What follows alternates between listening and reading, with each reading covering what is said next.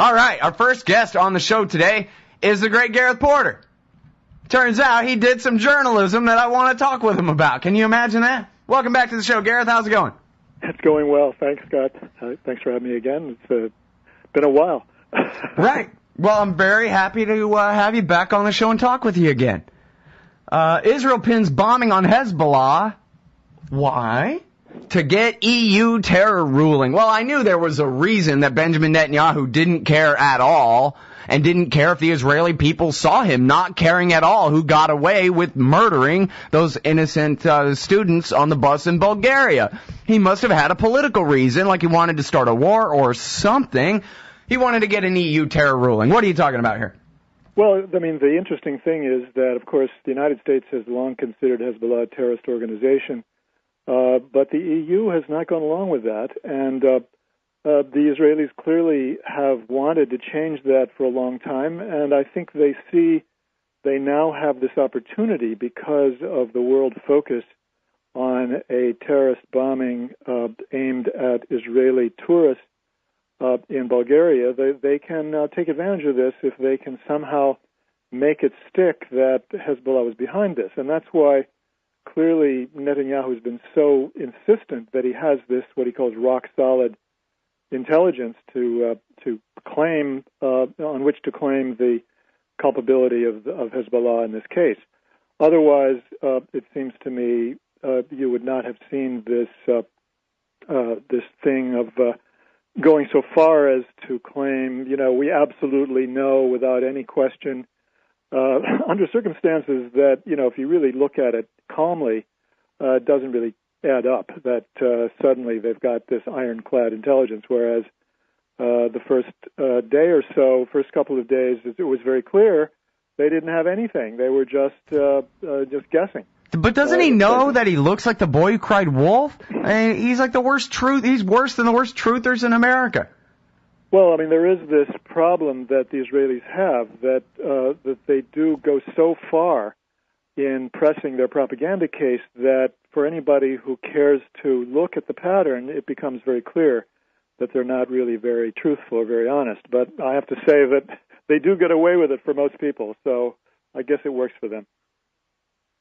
Yeah, it would seem like at some point, though, this kind of thing backfires, because it's going to come out that whoever it wasn't Hezbollah that did it. Give me a break. This is how Nasrallah is going to start the war.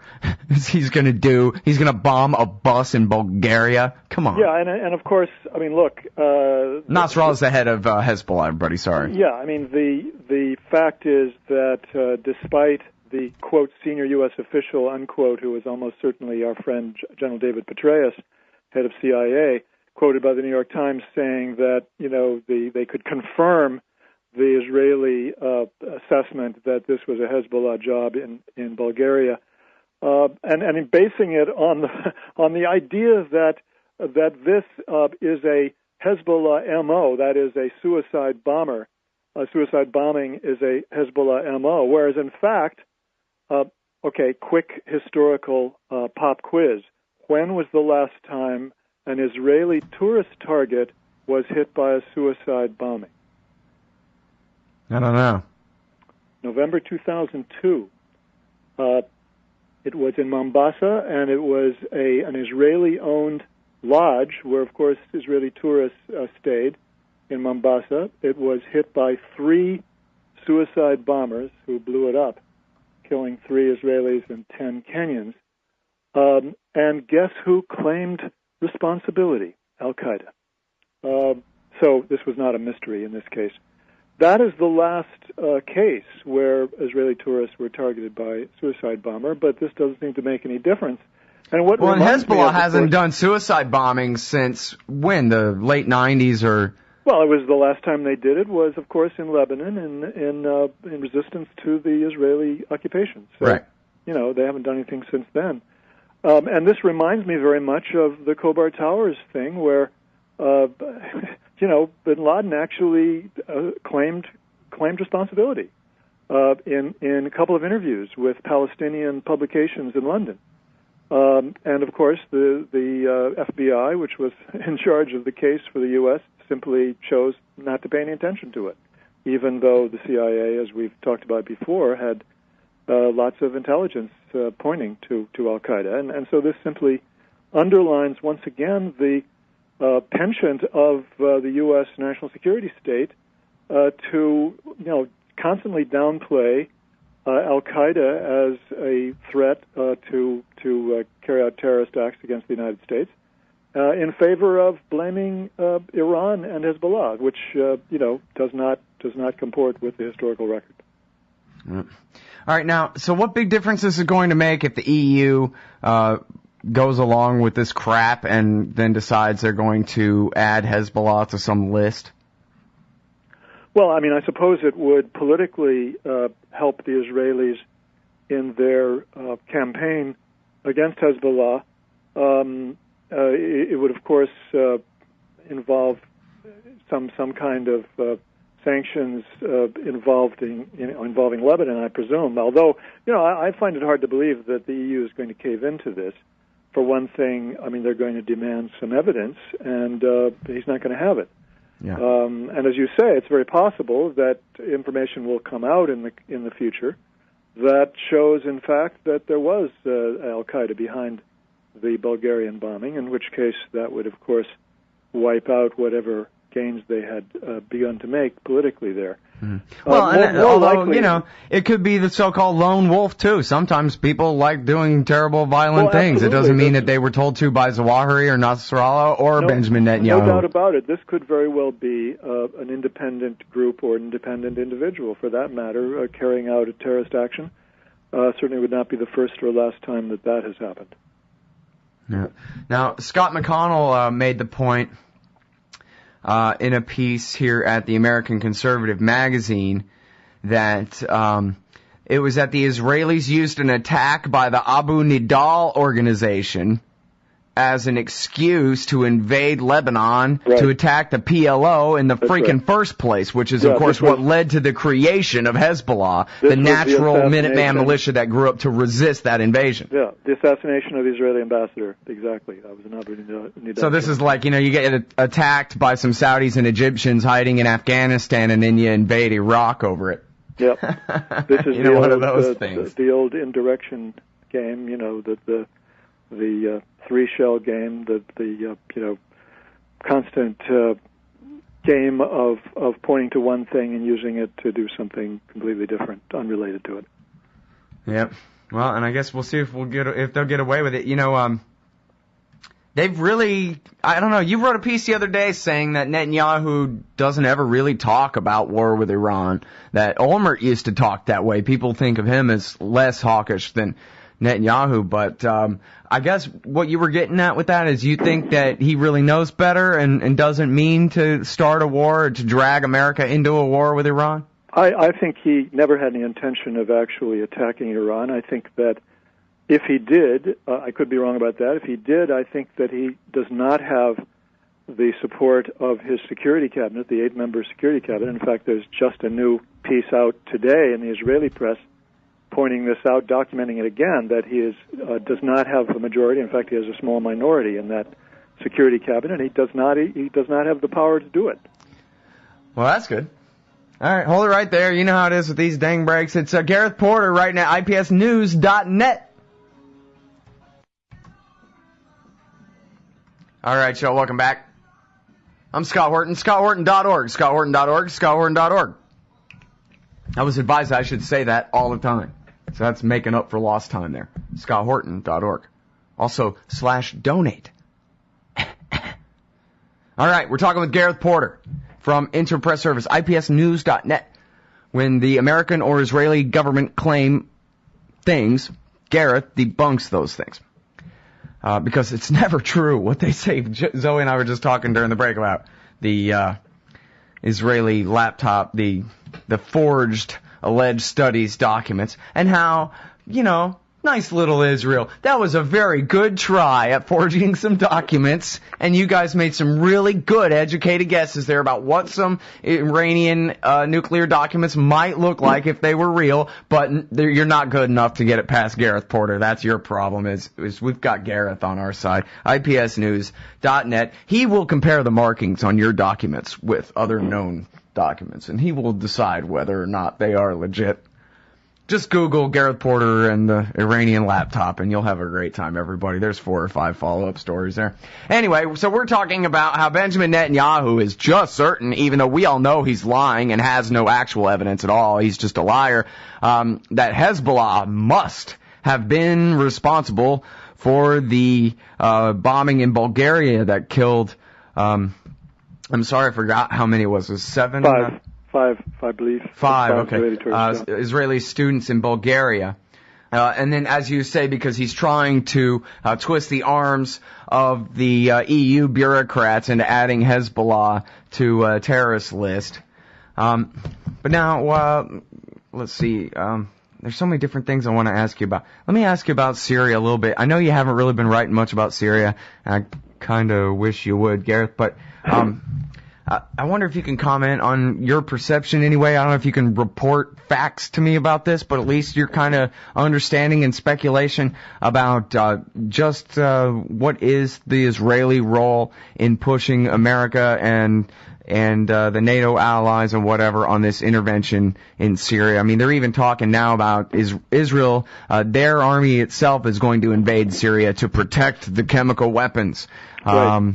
And then, and already they're talking about how Al-Qaeda is going, or at least Islamist, Sunni, jihadist, Iraqi insurgency types are going to come to power in Syria, and then their first target is going to be Hezbollah in southern Lebanon. Exactly. And of course, the excuse, once again, Netanyahu talked about this on Sunday on the same interviews in which he talked about his claim of having ironclad intelligence about Hezbollah and the Bulgarian hit. He talked about how the problem, the danger, is that these chemical weapons might fall into the hands of guess who? Hezbollah. That's exactly what he's saying is the rationale for a possible Israeli intervention in Syria. And he says that this would only happen if, in fact, you had not a smooth transition in power, but a collapse of the regime in chaos.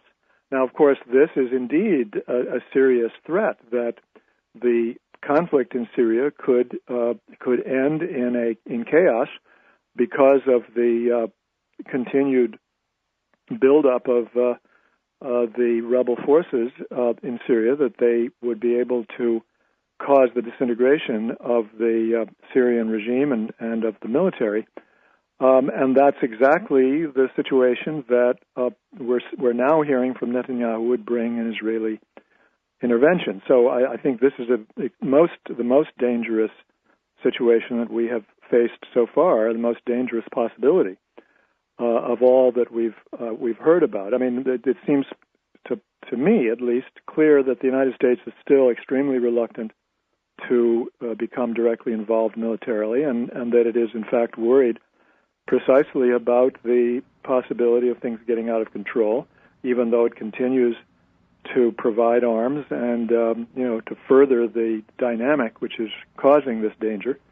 But I think that the most serious threat at this point is indeed the possibility of an Israeli intervention.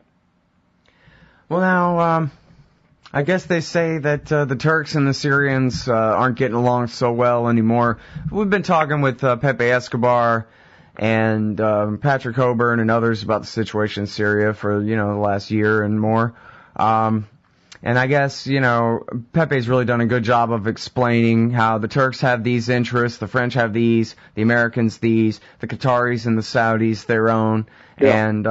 And so they're all kind of coming together to push for this regime change. And yet, it seems like if the Israelis wanted this to stop, then they would be insisting in Washington, D.C., which might as well be a suburb of Tel Aviv, if you ask me, that you knock this off right now. You tell the Turks and the Saudis and the Qataris to knock it off right now. And we want to leave well enough alone in Syria. We don't like Assad, but at least he's not a group of suicide bombers, you know what I mean? Well, not only that, I mean, the Israelis, of course, have in the very recent past had secret talks, very serious secret negotiations with Assad, and in fact were believed that they might be able to reach an agreement.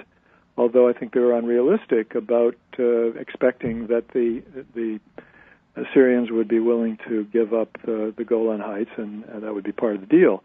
But in any case, I mean, they have in the past, favored a settlement with Syria rather than trying to get regime change. But that has changed in the past year or two. They've increasingly moved toward the much more tough position of destabilizing the regime and trying to change it. So no question about it. I mean, their interests are in favor of destabilization, not in trying to prevent precisely the kind of chaos that they're saying would bring an Israeli intervention. Mm-hmm. Well, yeah, it's crazy. So I don't know. Is the strategy then just to try to keep a constant state of Arab civil war in all of these states, so that everybody's just busy fighting each other to expedite the chaotic collapse and all that, like Dave Wonser said? To some extent, yes. I mean, if the Israelis can have some of their enemies fighting one another, that is desirable from their point of view. No question about that. But I think more to the point, what the Israelis want is to weaken Iran's position regionally, and they have long regarded Syria as the linchpin of the Iranian security position in the Middle East. Hey, that's what it said in the clean break strategy, exactly. Right? The road to Damascus runs through Baghdad. I was about to utter the clean break phrase myself. There you go. Of course, that was done by Fife and his friends, the neocon friends. Or guess who? Netanyahu in 1996. But what's interesting is, once again, Netanyahu, much more cautious than his predecessors as prime minister, did not take their advice. He did not try to push for the kind of policy, the kind of solution that the neocons in the United States were pushing for at that point. So it's kind of an interesting irony, if you will. Mm-hmm. All right, and now I started to ask you yesterday, and geez, we don't really have too much time, but can you talk real quick about the bombings a few months back in... Yeah, let me, I was going to do this on my own, actually, to make sure we don't forget this, that what, in addition to the claim of rock-solid intelligence, what Netanyahu did in his appearances on television Sunday was to talk about how, it's so obvious that this was Hezbollah behind the bombing in Bulgaria, because look what happened in Cyprus just a week before. Same thing, exactly the same scenario, he said. There was a Hezbollah guy who was trying to do precisely the same kind of operation. Well, I've looked into that, and it's a very murky situation. Very little information available to judge precisely what actually happened. But clearly we know two things. One, this guy may or may not be Hezbollah. He says he was not. There's no proof, as far as I can tell, that he was in fact Hezbollah. Two, he was alone. The Cypriot authorities believe that he did not come with any Confederates. There was nobody else involved with him. And three, there is absolutely not a scintilla of evidence that he had any access to or was linked to any explosives. So any idea that this arrest in Cyprus in early July is somehow close parallel to what happened in Bulgaria is simply fatuous. There's no relationship between the two. Mm-hmm. Yeah, I read an Israeli prison planet that Iran and Hezbollah shot up the movie theater. No, I'm just kidding. All right, we got to go. Thanks very much, Gareth. All right, thank you, Scott. That's Gareth Porter, everybody. IPSnews.net, antiwar.com/Porter for all his archives.